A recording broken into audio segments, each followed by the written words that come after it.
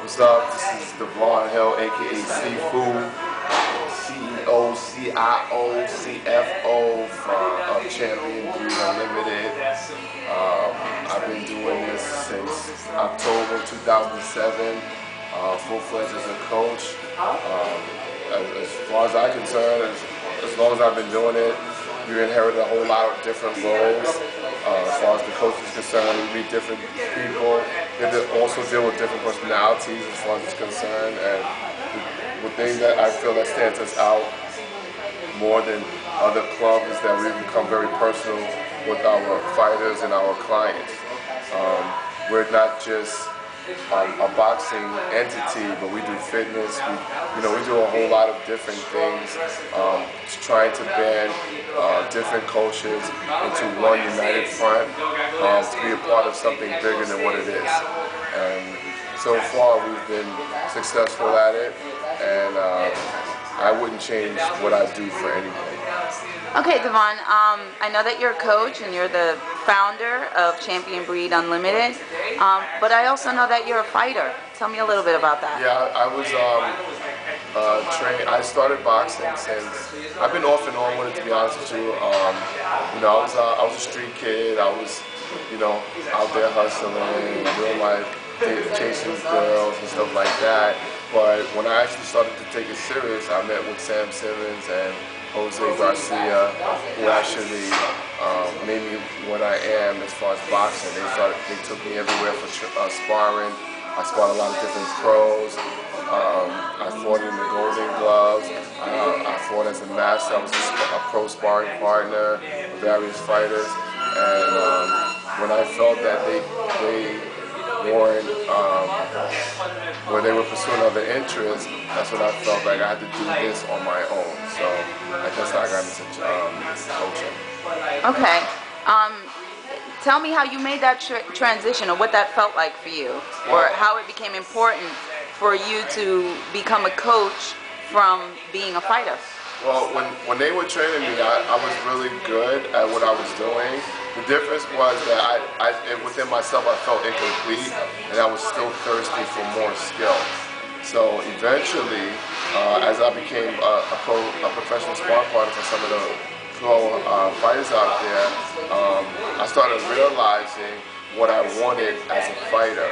So I evolved into coaching and started really studying it in the aspects of learning the do's and the don'ts of the rules, really getting into the fighting technically.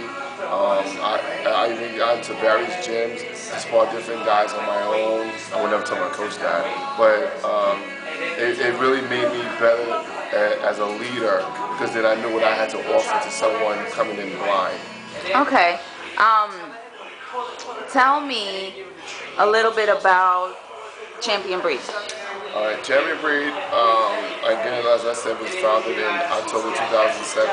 I named it Champion Breed because I feel that you don't have to be an athlete to train like an athlete. Champion Breed is just a phrase, but unlimited is what I am. I feel that there's nothing that you can't do when you have your mind to it. I love the name Champion Breed because that's how I felt always when I trained. And even without the accolades of the world title belt or the crown or whatever the case may be, I always felt that I was Champion Breed status. So that's why I named the Champion Breed Unlimited. Okay, now I understand to be a fighter, it's a lot of physical work in regards to the training, sparring and all the conditioning, the cardio, the running, the jump rope, the mitt work. I know there's a lot entailed into it as in the physical sense, but tell me what you offer beyond that in regards to your coaching. Well, I offer, it depends on the individual, because there is no set pattern on how we do things. I mean, boxing is 100% mental. I don't care what anybody says as far as them breaking out percentages. It's 100% mental. If you can't do it mentally, you can't do it physically. So as far as catering to the individual, I usually go by based on the vibe I get from them and their personality, and let them know the level of seriousness that they're going to bring into the thing. I don't believe in wasting my time or anyone else's time as far as developing someone to be basically an art form of pugilism. So I always look at it in that aspect. So it's almost as if you're qualifying the person to train with you, right? Instead of the other way around. Right, because I don't believe that no one's uncoachable. I think if you're considered a really good coach, you can train anyone.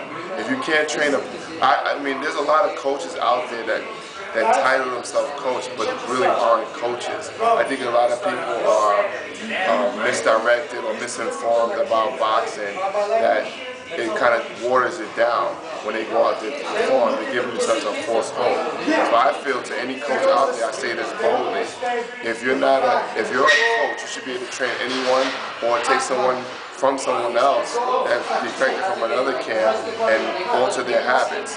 If you can't train a fighter from scratch, then you whack. That's just the way I feel.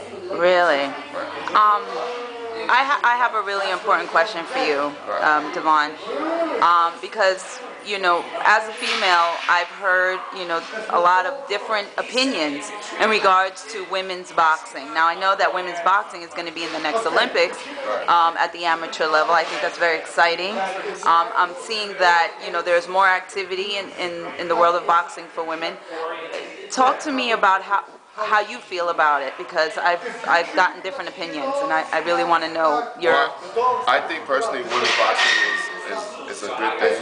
I've actually thought, when I first started coaching, I've always wanted to train women fighters because I thought they were more intense and more loyal to our cause. A lot of coaches, old school coaches, won't do that because they don't feel that that's a woman's place. I totally disagree, because I feel that they have much to contribute to what they're doing as far as the sport is concerned. Why should we prohibit it? Who are we to say that?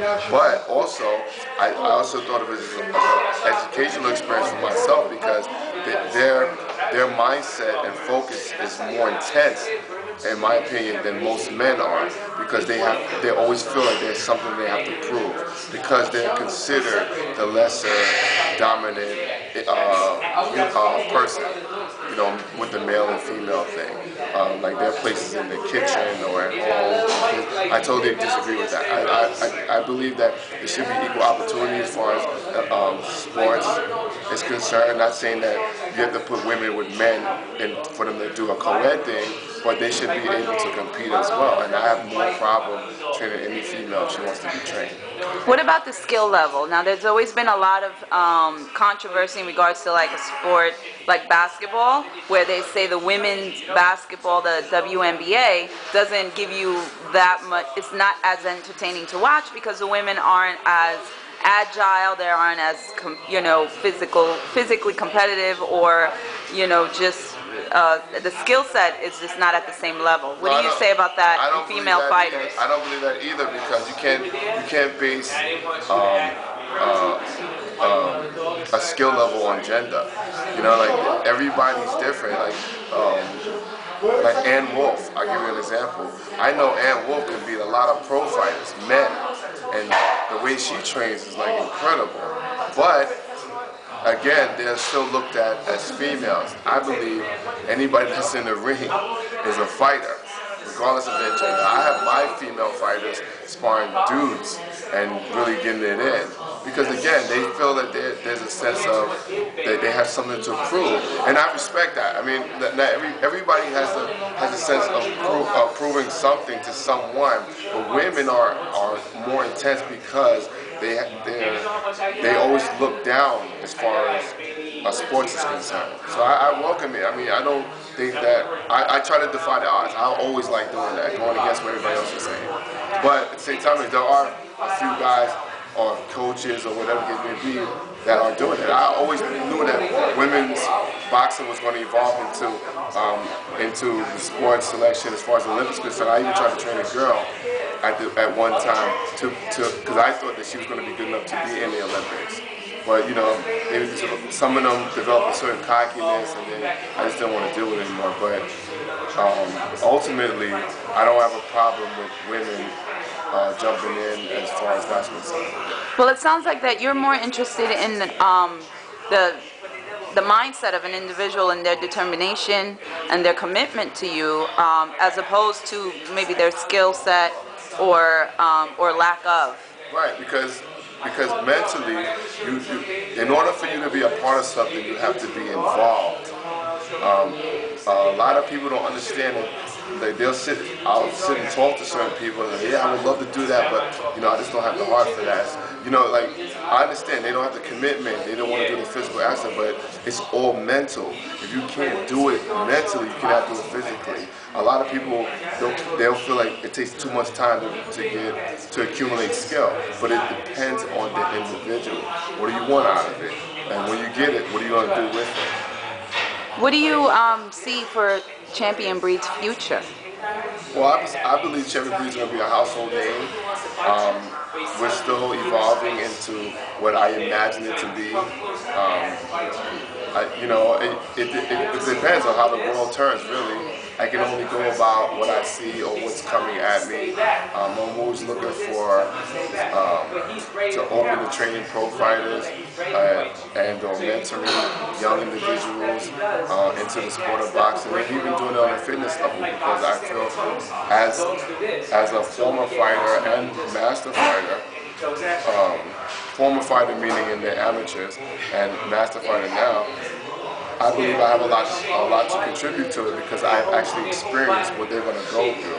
So I don't feel that anyone can really tell me anything different about boxing because I've experienced it all. Okay, to date, tell me, give me a couple of accomplishments that has occurred with Champion Breed. Well, I had one fighter that I had. He's a light heavyweight. I trained him for like 3 years, and within the first year, he became like one of the best fighters in New York State. We went to Colorado. He became ranked number 6 in the country. We've been flying everywhere. I mean, we've gone to Europe. We've flown nationally and internationally, Colorado, things of that nature, and it's been a good experience because we get the chance to see things of other, you know, outside of our perimeter. One of my female fighters, she's a master fighter. She beat an established woman who's actually an author with extremely good skill, international experience, and she's at the time she only had one fight, and she beat this woman who's considered very experienced, and that was a big accomplishment for me because, you know, even though I had a little bit of doubt, I still took the fight on a short notice and went there and did what we were supposed to do. Okay, how many fighters do you have on your team? That's a good question. I have a lot of fighters. I have 5 good ones right now, and then I have WIPs, which is called work in progresses. I have like maybe 9 others. So I have maybe close to like 14 or 15 fighters altogether. That sounds like a lot of work, Devon. Is this something that you do full time? Yes. Boxing is what I love to do, so my own philosophy was I'd rather get up in the morning to do something I love instead of doing something that I have to do. So I actually quit my job just to do this full time, and I've been successful enough, thanks to God, that I've been able to survive and make a living from just this. Okay, and as far as forming your team, do you see that maybe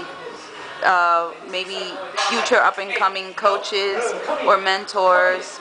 Do you look to grow the business to where you have fighters and coaches on your staff? Yes, I would like to have my own gym. I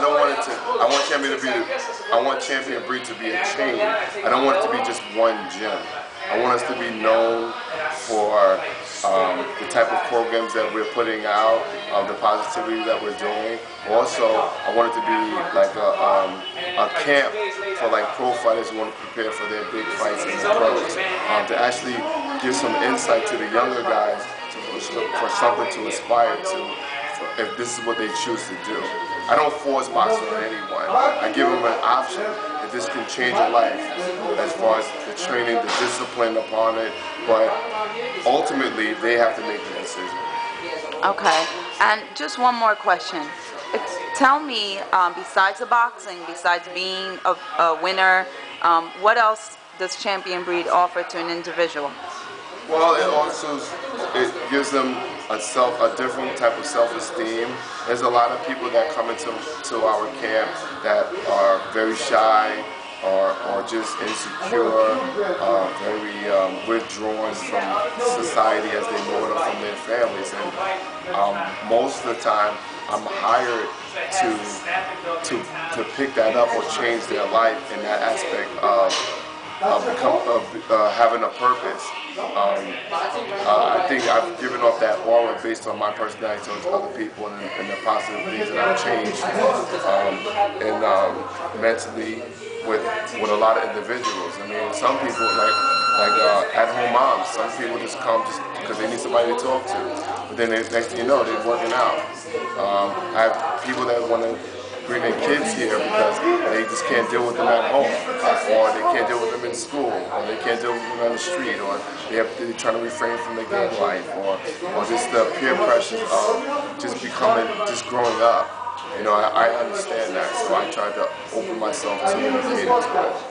So in other words, you're looking for Champion Breed to also be like an outreach program for inner city youth and for individuals that want to come in and do something positive. Of course. And to feel good. I think it's important because there's always talks of it, but there never is anything. You always see things on TV about politicians trying to do stuff and they really don't do anything. So I'm going to be one of those guys that's going to make the difference, and I will make a difference. Okay, I know I said that was the last question, but I actually do have one more because I find this really interesting. Doctors and lawyers, they go to college, they get PhDs to study their, to study those careers. What does a coach do? What does a boxing coach do to acquire more knowledge of this sport, and how do you implement that into your coaching? Well, we have a boxing website called USA Boxing Metro, where it's very informative on you becoming a coach or referee or just involved in boxing in itself, which can also help you get your licensing as far as becoming a coach of that nature. Anybody that wants to become a coach should be licensed. Which you fill out an application and they do a background check and make sure that you're legitimate or you have no past crime history or something of that nature. And then they have clinics where they teach you the rules of the game and what would you do in certain situations and how to deal with the athlete. I think it's very good because it helped me out a lot as far as what I'm doing, and a lot of it is basic common sense, really, but not everybody's able to apply it because they have their own personal, selfish, individual goals to do whatever they're doing. So how do you as a coach on a day-to-day basis, increase your knowledge or experience as a coach, to coaching? Well, I live in sleep boxing. I mean, I like combat sports. I can't say that there's a comparison with MMA and boxing or martial arts, but to some degree it all derives from boxing. And like Bruce Lee he was like a hero to me. I listened to a lot of stuff that he used to say on his tapes, read his book, and that guy was really intense, but he changed the mindset of an individual who wanted to become more than what they were. Just experiencing them, for them to get them open to seeing different cultures. So did Muhammad Ali. I think they were great when it comes to stuff like that. So you're saying you study these icons of the sport and of combat sports? No, I didn't study them. I wanted to become them. I didn't want to be just dreaming about something. I wanted to become who they were because of the mindset that they made people you know, like they had a community. You know, like it doesn't matter if you were white, black, Hispanic, Filipino. It didn't matter to them. And only thing that mattered to them was just for you to feel the beauty of what the art of boxing or martial arts was. And that's what I admire most about them. And do you want to replicate that, where Champion Breed is multicultural? Well, I don't know if I can stand in their shoes, but I would definitely try. I mean, I think I'm doing pretty well. I mean, I've definitely touched a lot of people's lives, which is good. And I can honestly say the trophy for me was to see them reach their goal or to become a different person in a positive way. I mean, I never won a Golden Glove title. I never won the World Heavyweight Champion or something like that. But I know I fight as good or better than those people that are out there current. And so I'm able to implement that in what I do with my people. All right, well, Devon, it sounds like Champion Breed offers boxing training, mentoring, and inspiration to those who want to acquire that at any age, at any level, and to all cultures. I want to thank you very much for your time. Good luck.